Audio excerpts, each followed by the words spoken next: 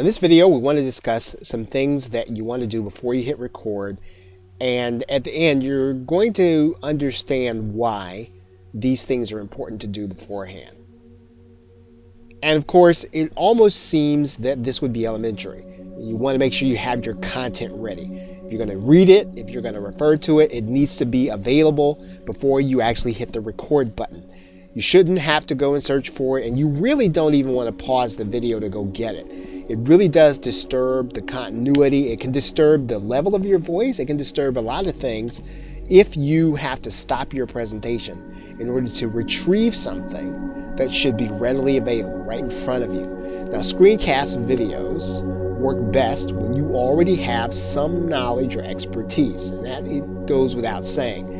If you're going to be presenting something, even if you're presenting something that you're using the private label rights in order to present, you should have some knowledge. You shouldn't be reading it for the first time if you're going to do a video that's actually going to be interesting enough for people to listen to. You don't want to read anything. If you read from a PowerPoint, if you read from a Word document, it's going to sound like it. And so you always want to have some knowledge of the subject matter so that if you have to stop reading, or if you have to stop referring and you actually have to give an anecdote, you actually have to talk or tell a story, you are going to be able to make it interesting for your audience, for your viewers.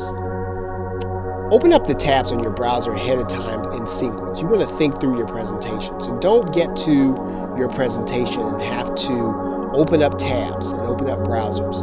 The time that you think it takes as a video creator is a lot longer to the person experiencing it.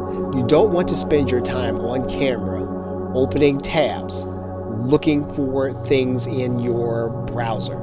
These things should already be ready. They should already be in sequence. And this is especially true when you're looking at programs like Google Chrome or Firefox or Internet Explorer. These give you the opportunity to set up tabs ahead of time. You should have already thought through your presentation before you actually hit the record button. And this has been said in many different instances. You don't want to linger on any screen too long. So if you're screencasting, don't leave your screen up very long. Now, obviously, sometimes you're going to have to violate this principle, but Hollywood actually changes screens every 8 seconds for a reason. That's because our attention span is just short as human beings. And this could also have to do with the modern day. So you want to make sure that if you can, you want to switch something on your screen for a minimum of every 8 seconds. And if you keep some action going of any kind, we talked about using the markers, viewers will not be quick to lose interest. Again, this has been discussed before, but don't create videos with 2 or 3 subjects. You show people things one at a time. You talk about one subject at a time. Even if the video is very short, it's better if you have one subject in one video rather than 3 subjects in one short video or one medium-length video. You want people to be able to look at the title of the video and know exactly what they're about to get and then decide to click on it and watch it. What you don't want is for you to have to make a title that's so very long that people don't know exactly what you're saying, or for them to click on a video and actually think they're getting something and then they get a lot more or less than what they really thought the video was going to be about. Always assume your viewer knows nothing. Break down your video into bite-sized chunks. Again, short videos, one concept at a time. You don't want to try to do something really complex unless you're really breaking down the steps. And if so, try to keep your steps in separate videos. If you are going to add in title clips and music, you want to select them before you start the project. Again, that goes without saying. And if you're recording multiple videos, it's important to make sure that your content is uniform. So in other words, you are doing a series of 10 videos. Then you want to do everything you can to make sure that your voice is uniform, the PowerPoints are uniform. Everything that you're doing should look similar to all the other videos in the series. That's pretty important to do. And this is probably the same. You want to try to avoid using different styles inside of one video. If you're going to do screen sharing, try to stick to screen sharing. If you're going to do animated, try to stick to animated. Don't do a lot of different styles in one video. Again, it's disorienting for the actual viewer. And it can be confusing, and even though it might keep their attention, it might not get your point to where you actually want it to be. Now, why is all this important? And we've actually hinted at this, because to do something like this, and this is what you don't want to do. You don't want to type on your screencast video and go looking for websites. You don't want to search for information. This is disorienting, and it's an invitation for people to tune out of your video. All of the typing that you can do ahead of time, you want to do it ahead of time. You don't want to type on your video. And if you must do it, if you must type, even after you have set things ahead of time, you pause the video, then type. This is an important distinction to make. So again, you pause the video, then type, do your typing, write in the information you want, and then come back to the video, because that really holds your viewers' attention. It makes your videos concise, and it also gives them the opportunity to connect with your information. Okay, so with that, thanks, and I will see you in another video. Welcome back. Now in this video, we're going to be talking about one of the little used features in Camtasia. People typically use tools in order to create GIFs, and this is actually something that you can create in Camtasia.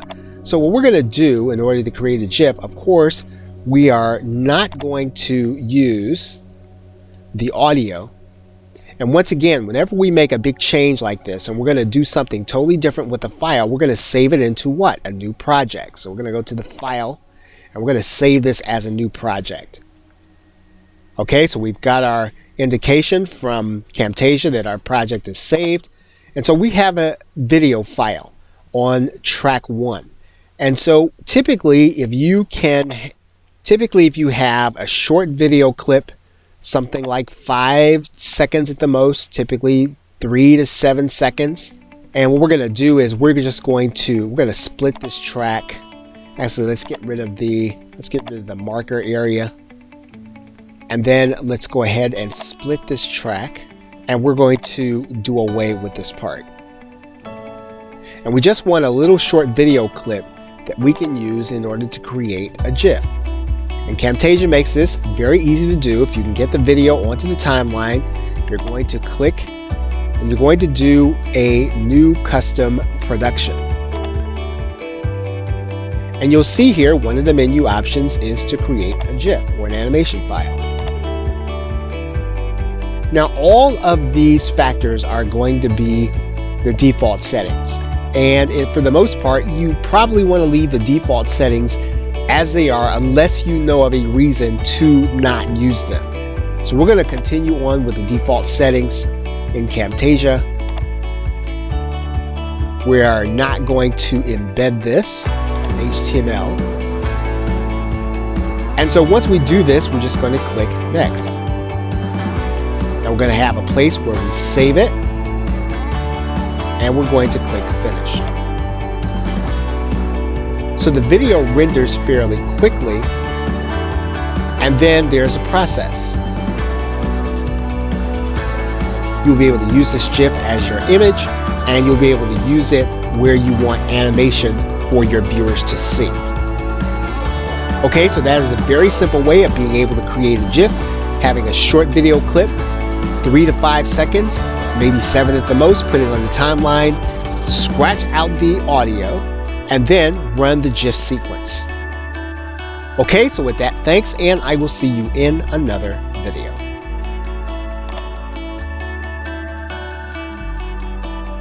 One of the ways you should absolutely be using Camtasia, if you haven't done so already, is in conjunction with screencast.com to do customer service.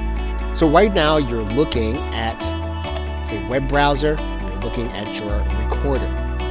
So let's give a scenario where you would have to explain to your customer how to do research on Google. And this would take a Google search. And you'd want to show them how to look.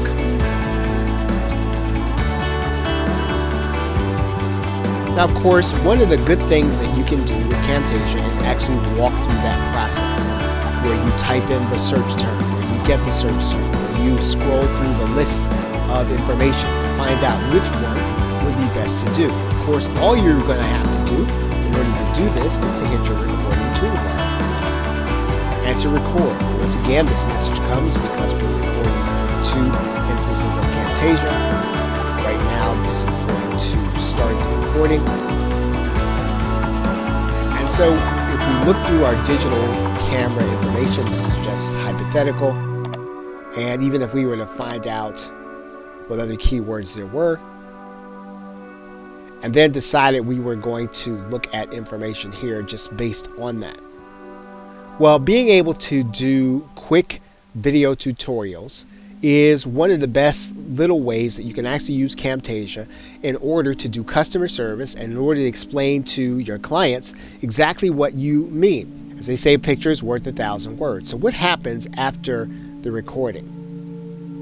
Well, okay, so we stop the recording. It's about 41 seconds. And what happens is the video comes into the media bin. And we're going to bring it down to the timeline.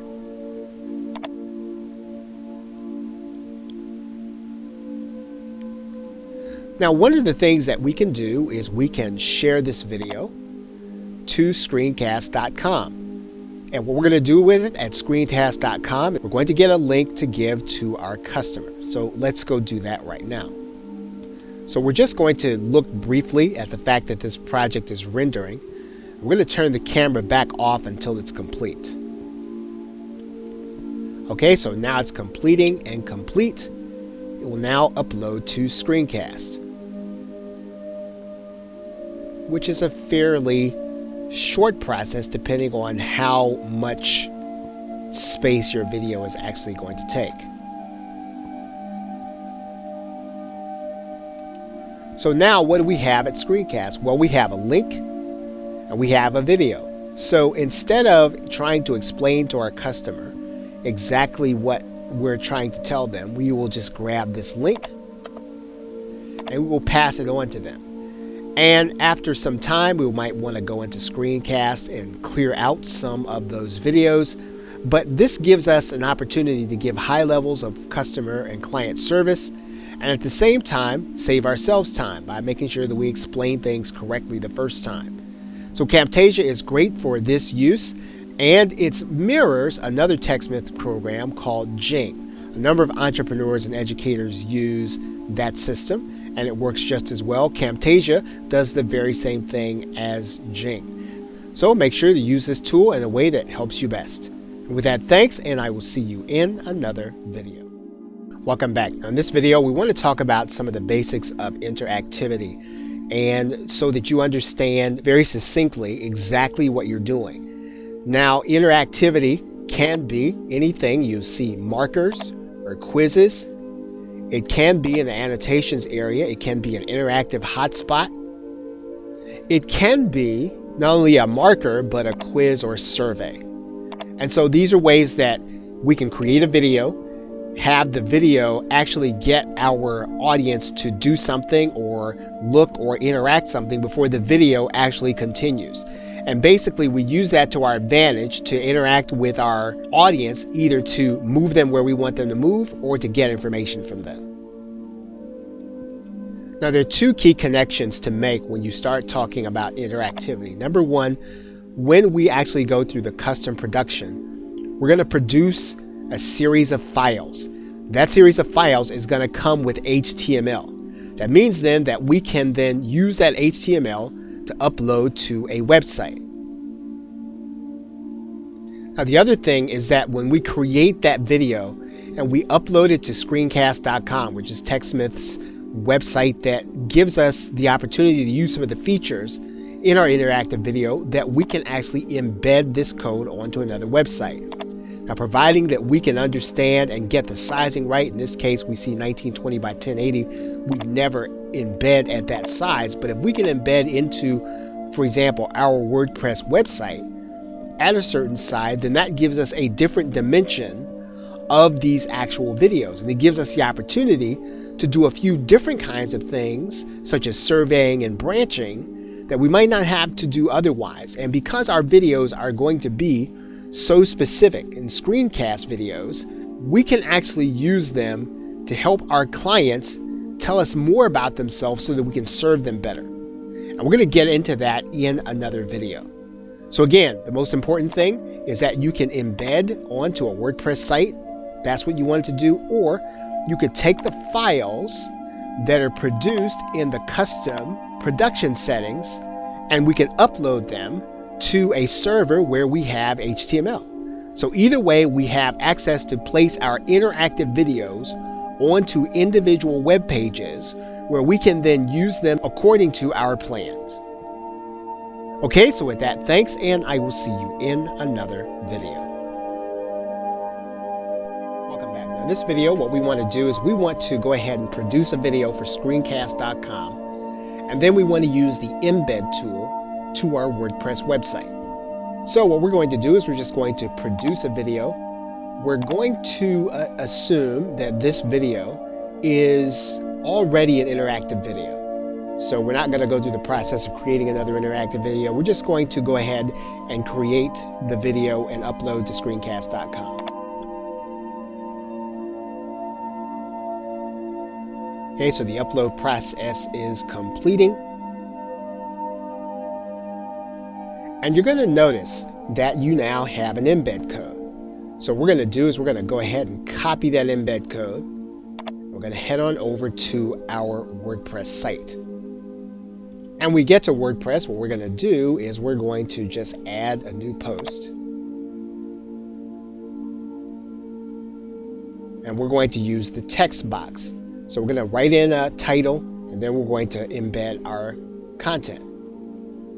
Okay, so we're going to just drop that text in there. And then we're just going to click publish. Now what we can do is we can take a look at our post.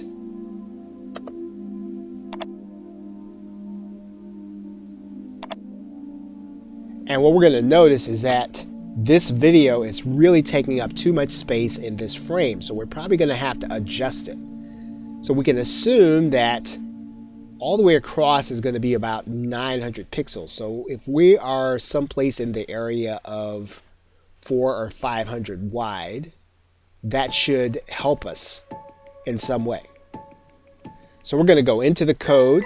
I'm going to change the width to 640 by 480. And one of the reasons why we're doing that, of course, is that maintains the aspect ratio. So in other words, 1920 by 1080, we want to try to keep this as close as we can to the aspect ratio. So we've done that by going to 640 by 480. We're going to update our post. And now we're going to take a look at it again.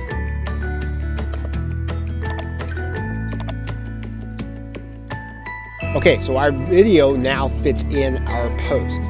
So we want to make sure that if we're going to be giving instructions for our interactive video, that we have those instructions here and that we title this appropriately. But what we have now is we have the ability to put our interactive video on a specific page on the web.